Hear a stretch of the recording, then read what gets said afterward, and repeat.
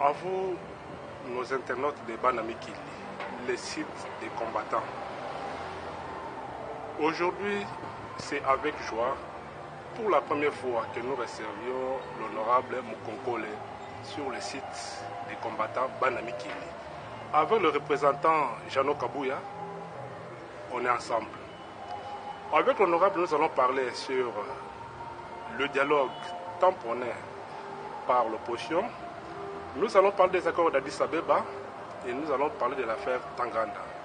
Enfin, l'honorable doit nous faire la lecture générale de la situation politique de notre pays. Bonjour, honorable. Bonjour, monsieur le journaliste. Honorable, c'est la première fois que vous assistez à l'émission du site Banamikili. L'actualité l'oblige. On parle des accords d'Addis Abeba. Que pensez-vous de ces accords?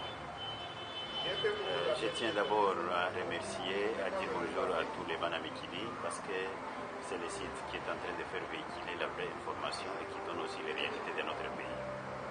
Et c'est vrai, on parle de l'accord d'Addis Abeba. L'accord d'Addis Abeba, vous savez que nous n'avons jamais souhaité être dirigés par des étrangers. Mais parce que nous sommes un pays qui ne peut pas émerger sans tenir compte des avis des uns et des autres, nous avions estimé que l'accord d'Addis Abeba ne vient que confirmer ce que nous avions déjà proclamé autour de l'opposition. Qu'est-ce qu'on disait? Il y a eu beaucoup d'échecs, il y a eu beaucoup de mécontentements lors de l'organisation des élections. Et on ne pouvait pas accepter que le peuple congolais soit réellement dupé, même au niveau de la gestion de la République. C'est ainsi que nous avions prôné il y a longtemps qu'il fallait qu'on se retrouve autour d'une table pour réellement restituer la vérité au niveau du peuple qui avait lui même accepté d'aller aux élections et qui avait choisi ses véritables dirigeants. Mais parce qu'il y avait cette tricherie, c'est pour ça qu'il y a eu cette crise. Et Addis Abeba ne vient que confirmer la volonté de nous, opérateurs politiques de l'opposition. Il faut qu'on se retrouve autour d'une table parce qu'il y a crise de légitimité, parce qu'il y a dysfonctionnement des institutions, par carence des animateurs qui reflètent la volonté populaire. Honorable, vous venez de dire que vous voulez vous mettre autour d'une table. Là, on voit directement le dialogue. Le dialogue ne peut pas encore amener Kabila à postuler la prochaine fois parce que la Constitution dit que le président a un mandat renouvelable une fois.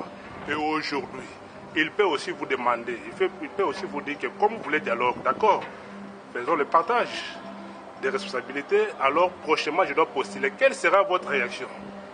Nous vous disons sincèrement que nous voulons que le dialogue puisse se tenir lié et ce n'est pas le moment de vous dévoiler déjà la dynamique du dialogue. Et dedans là, le peuple congolais se prendra en charge et le sort de chacun sera réellement scellé. Nous voulons que nous puissions nous retrouver autour d'une table. Pourquoi? Parce que les institutions ne fonctionnent pas.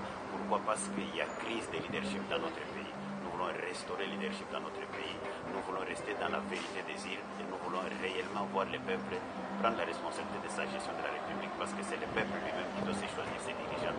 On n'a pas besoin de dirigeants qui s'imposent, on a besoin de la volonté populaire dans la gestion de la République. Ok, le président Tshisekedi de l'UDPS, qui s'est dit président de la République, il parle de l'impérium. Mais pourquoi dans l'opposition, vous n'avez pas un même langage? Au niveau de l'opposition, nous avons les mêmes langages.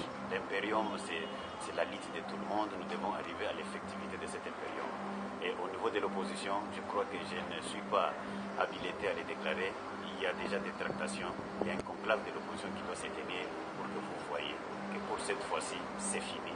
Nous devons arriver réellement à la matérialisation de l'impérium et nous devons aussi arriver à prouver l'unité de l'opposition qui est réellement aussi levée et la volonté de notre peuple. Et c'est dans quelques jours. Et c'est avant les dialogues où vous verrez comment l'opposition, la vraie, va s'organiser, va réellement se mettre autour d'une table pour lever les options afin que la République soit réellement dirigée. Honorable, maintenant parlons de l'affaire Tanganda. Enfin Tanganda à la CPI. Quelle est votre réaction? Je crois que c'est un élément très utile pour que les Congolais en particulier et les mondes en général puissent connaître la vérité sur notre pays.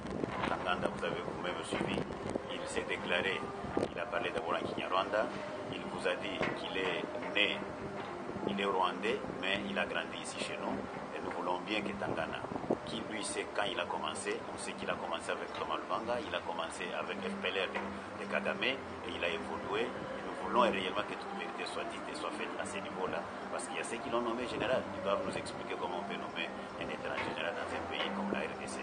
Ce sont des choses que nous attendons et nous voulons réellement que les procès commencent afin que la vérité, réellement, la vérité soit connue.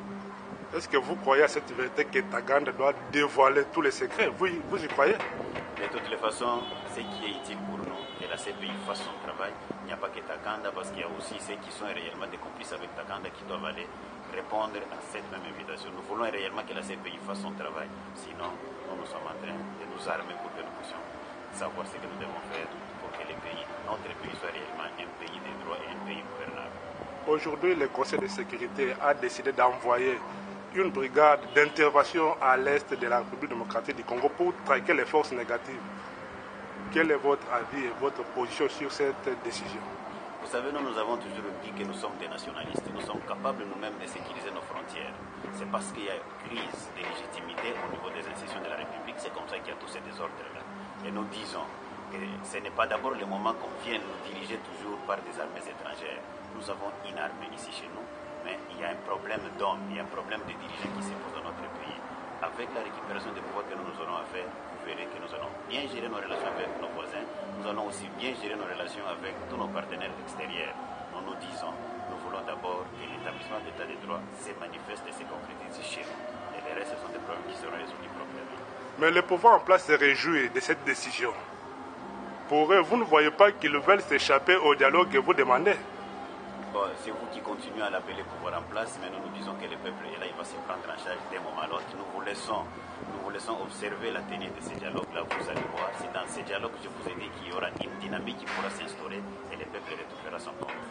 Maintenant, passons à la situation générale de notre pays. Qu'est-ce qui va? Qu'est-ce qui marche et qu'est-ce qui ne marche pas selon vous? Ce n'est pas un secret, le pays est ingouvernable. Tout ne marche pas dans notre République. Je ne vais pas brosser la situation sociale que vous connaissez qui est très dégradante. Je ne vais pas...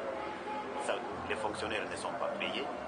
Et ça, ce sont des situations. Les militaires ne sont pas motivés, les policiers ne sont pas payés, les agents ici ne sont pas payés. La crise, elle est profonde. Et parce que la crise est profonde, il faut que ces dialogues-là nous amènent à la solution au problème de notre pays. Parce que tout ne marche pas.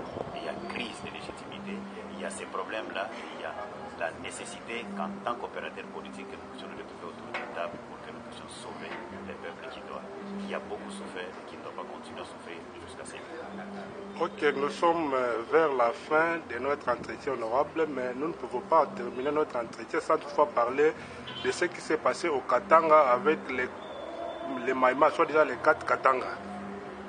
Expliquez d'abord selon vous. Je ne vais pas entrer dans la distraction, et je ne peux pas comprendre qu'ils se sont aujourd'hui appelés Katanga, qu'on les ait récupérés, qu'ils entrent dans la ville, qu'ils aient fait ce qu'ils ont fait là, qu'on les ait récupérés aujourd'hui, qu'on les amène ici à Kinshasa, et on ne les a pas montré qui sont ces Katanga, qui sont les initiateurs. Je ne vais pas céder au scénario, je ne vais pas céder aux manipulations. Et moi, j'ai besoin de voir notre pays uni, notre pays fort, notre pays bien dirigé, et le peuple congolais retrouver sa part dans la gestion de la République. C'est ce qui est plus important pour nous, et non pas des scénarios de distraction.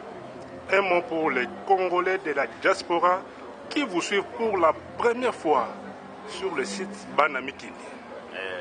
Mes frères et sœurs, vous qui êtes en dehors de la République, nous n'avons pas un autre pays que la RDC. Nous comptons beaucoup sur vos efforts et nous comptons beaucoup sur vous. Vos énergies sont attendues dans notre pays afin qu'ensemble, nous cogitons pour un Congo fort, meilleur et prospère, enfin que nous continuons à être respectés comme par le passé. Ne cédez pas, nous ne céderons pas aussi devant toute distraction. Nous avons confiance en vous et nous demandons que nous soyons unis pour que demain, que ce soit les Congos les plus forts et les plus démocratiques et les plus respectueux des droits de l'homme, parce que nous avons confiance en notre Dieu.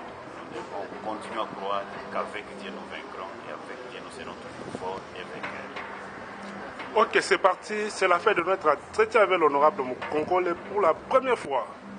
Je remercie tous les Congolais de la diaspora pour votre soutien au site Banamikili.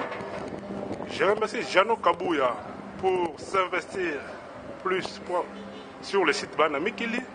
Sans oublier Roseline, le peuple d'abord, Daniel Lalita Continua, Patrick Tevez. On est ensemble jusqu'à la victoire finale. Je vous remercie, honorable. C'est à moi de vous remercier et je salue tous les frères et sœurs de la diaspora. diaspora et qui peuvent nous suivre sur le site Banamikili.